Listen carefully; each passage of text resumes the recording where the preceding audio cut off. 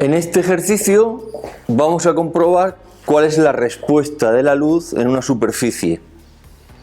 Esto nos va a estar ayudando para entender cómo la luz se estabiliza, la llamamos así, en puntos determinados. Lo que hago es, para hacer la comprobación, divido esta zona en trozos más o menos iguales. Lo vamos a ver también en una diapositiva, ahora será mejor. Voy a encender la luz. Vamos a encender la luz, ya la tengo. Entonces vemos que aquí tengo el 100% de la medida. Perdón, de la intensidad de la luz. En este caso de la intensidad de la luz tendría el 100% en el primer tramo. En el segundo tramo aparentemente debería tener el 50%. Pero la luz, como veis en algunas diapositivas, no se comportaría si fuesen haces.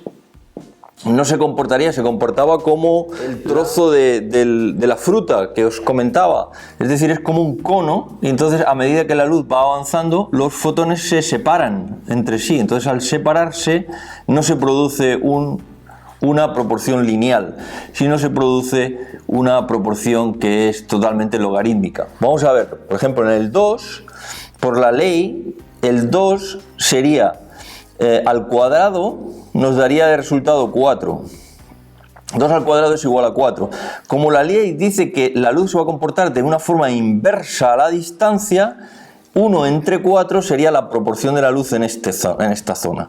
Es decir, si aquí estamos al 100% y ahora en el tramo 2 o en el tramo que corresponda sería 1 dividido entre 4, porque siempre es la distancia que sea x, este 2 lo podemos sustituir por un x, con lo cual aquí 1 entre 4 sería 25%. Es decir, la caída de la luz en este tramo es una caída súper importante, pero claro, a medida que va avanzando, porque como la ley se vuelve a repetir, aquí sería 3 al cuadrado, es decir, sería un noveno de 100 o una parte, o un noveno de 100 es casi un 10%, es decir, aquí concretamente es el 11% en 3 metros, pues lo tengo calculado, pero entre aproximadamente el 10%, o sea, en una distancia muy pequeña ha habido una caída de luz de casi el 90%, o en torno al 90%.